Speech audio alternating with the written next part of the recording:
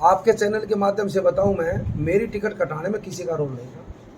हमारी पूर्व प्रदेश अध्यक्ष श्रीमती शैलजा जी, उन्होंने तो देखो टिकट काटे, मैं आपको बताऊं, और किसी का रोल, जो प्रदेश अध्यक्ष होगा टिकट तो वो काटेगा। अब मैंने कह दूं भाई आपने काट दी, दलसेर ने काट दी, कैसे टिकट काट दी? नहीं, उनका कोई हाथ में नहीं टिकट काटना। टिकट काटने का एक एजेंडा था। 70 साल के अंदर हमारे प्रदेश और देश के अंदर कोई पिछड़ा वर्ग का लीडर नहीं हुआ। लीडर कोई पार्टी होने नहीं देती कि लीडर जब किसी समाज को बन जाता है तो उनको हक मिलना शुरू हो जाता है, और हक तब मिलेगा जब कोई लीडर बनेगा। 75 पार का नारा था हरियाणा के अंदर बीजेपी का, 75 पार मनोहर सरकार थी ना, परंतु 75 पार के अंदर बरवाड़ा से आपका भाई 100% जीता था, सबको पता है। जीतने वाले आदमी की टिकट इसलिए काट दी कि अगर रामविलास जीतेगा तो हुड्डा साहब चीफ मिनिस्टर बनेगा, एमएलए बनेगा तभी तो चीफ मिनिस्टर बनेगा नहीं, और अगर रामविलास जीता तो रामविलास बैकवर्ड का लीडर बनेगा। जब किसी पार्टी का आवाम है और आपा कोई जीता तो लीडर तो वही बनेगा, थोपड़े से थोड़ा लीडर बनेगा। तो इसलिए टिकट काटी गई थी कि लीडर को रोकने के लिए और हुड्डा साहब को चीफ मिनिस्टर रोकने के लिए। देखो, टिकट तो मेरा नेता है, चुनाव लड़ेंगे, कांग्रेस पार्टी से लड़ेंगे, बरवाड़ा से लड़ेंगे, बाकी नेता है हुड्डा साहब मेरा, और मैं आपको विश्वास दिलाता हूं कि 100% हरियाणा में कांग्रेस पार्टी की सरकार होगी। तो प्रदेश स्तरीय पिछड़ा वर्ग का सम्मेलन समाज के सभी इकट्ठा होकर फतेहाबाद अनाज मंडी में करने जा रहे हैं, और वहां पर हजारों की संख्या में पिछड़ा वर्ग का समाज इकट्ठा भी होगा और अपनी बात को समाज के सामने रखेगा। ये हमारा एजेंडा है। कौन आएगा सर इसमें? कौन इसमें हम ही हैं, मैं उसमें मुख्य अतिथि हूँ, बाकी हमारे समाज के सभी संयोजक हैं। और हमारे एजेंडे ये है, मैं आपको बता देना चाहता हूँ कि जो बीजेपी की सरकार है, ये हमारे ऊपर वे कानून थोप रही है जो हमारे को नहीं चाहिए। बाबा साहब ने हमारे को, गरीब समाज को नौकरियों में आरक्षण देने का काम किया। उस आरक्षण को ये डायरेक्ट नहीं काट रहे, इनडायरेक्ट ख़त्म करने की कोशिश कर रहे हैं। जैसे क्रीमी लेयर का मामला लेके आए हैं कि 3 लाख और 6 लाख रुपए जिसकी इनकम होगी उसको आरक्षण का लाभ नहीं मिलेगा। तो भाई देखो, मैं वहाँ पर जनता के सामने यही रखूँगा बात, भाई जिसका बच्चा आज अगर चपरासी भी लग गया तो उसको अपने पोते की बाट मत देखना कि भाई सरकार नौकरी दे देगी। और दूसरी बात, जातीय जनगणना की भी बात हमारा समाज पिछड़ा वर्ग बार बार उठा रहा है कि हमारे को पता होना चाहिए कि हमारी आबादी कितनी है, हमारी जनसंख्या कितनी है, तो उसके हिसाब से हमारे को आरक्षण मिलना चाहिए। और मैं ये भी हमारे समाज के आदमी को बताना चाहूँगा, उस दिन आपके अखबार के माध्यम से बताते हम और रैली के स्टेज के माध्यम से बताएंगे कि भाई जिसने तुम्हारे को दिया है नहीं, उसका गुणगान भी करना चाहिए।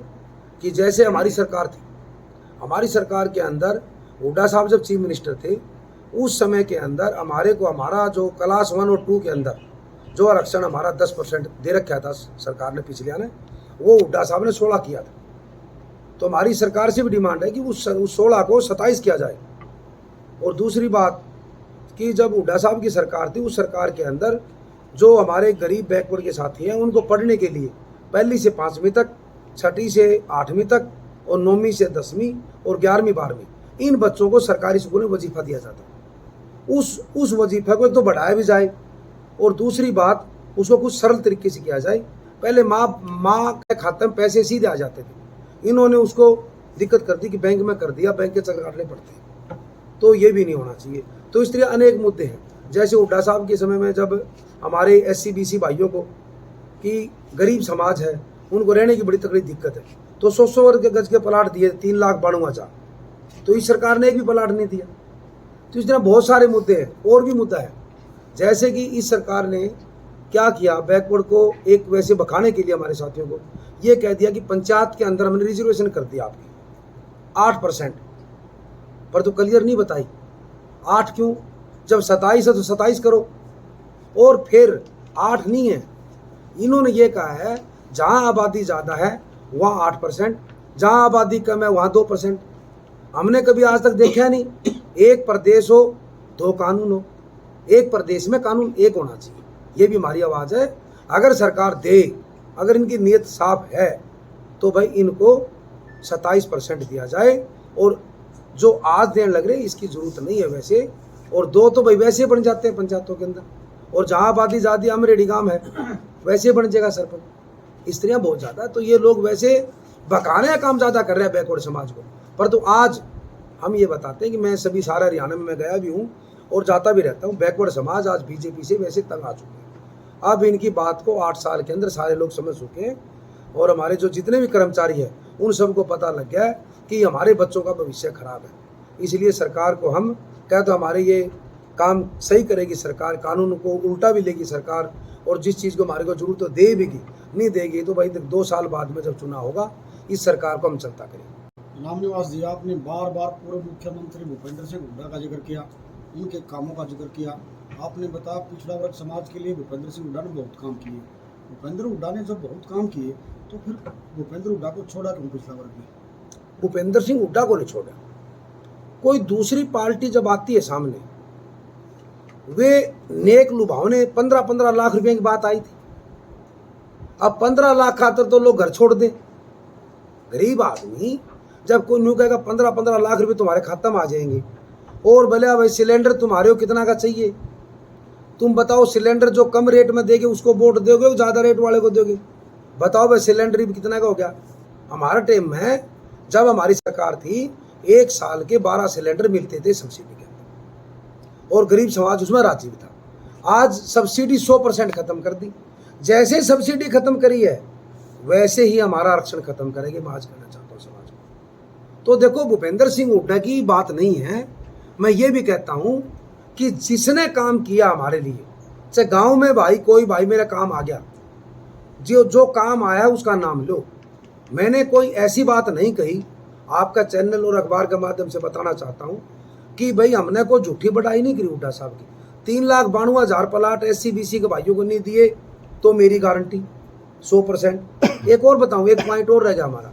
400 करोड़ रुपये कर्जा SC-BC भाइयों का जींद रैली के अंदर किया था 2014 में।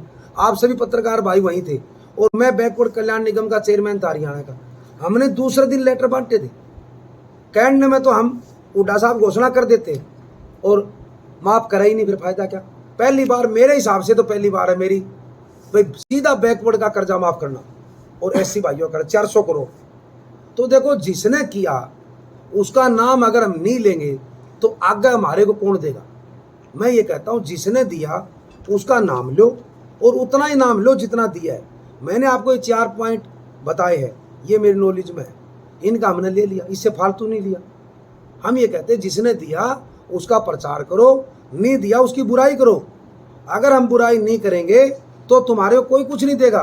न्यू सोचेगा बोल लेते ही क्या फायदा देने का।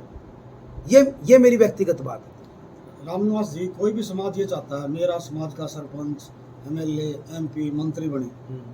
OBC का तो प्रधानमंत्री बना है, तो फिर OBC भाई मारे कड़े चाचा OBC का। बात सुने, एक और बताऊं भाई, मैं बात प्रधानमंत्री की, बात सरपंच की, बात MLA की, बात मेंबर की नहीं। मैं हर रोज एक बात कहता हूँ। ये मोनू है मेरा भाई, बनियाखेड़ा गांव से मेरे से मुलाकात हुई थी इसकी कुछ साल पहले। मैंने इसको एक बात बताई थी। मैंने कहा मोनू को जाति विशेष से अपना नहीं होता, अपना वो होता जो काम आए। अगर काम नहीं आए कोई, चाहे सागी भाई भी क्यों नहीं हो, चाहे प्रधानमंत्री हो, चाहे मुख्यमंत्री हो, चाहे MLA हो, चाहे MP हो, चाहे सरपंच हो, चाहे मेंबर हो, चाहे सागी भाई भी हो, चाहे तहसीलदार हो, चाहे DC हो, कोई भी लग रहे हो भाई, देख काम नहीं आएगा नहीं, वो अपना नहीं। काम आए वो अपना।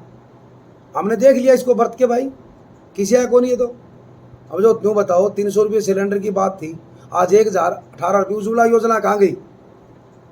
गरीब आदमी अच्छी तरह एक महीने में 300 में काम चला लेता था, आज नू बताओ 1,000 से ऊपर सिलेंडर चल गया। किसी से पूछा मैं सब्सिडी खत्म करूं?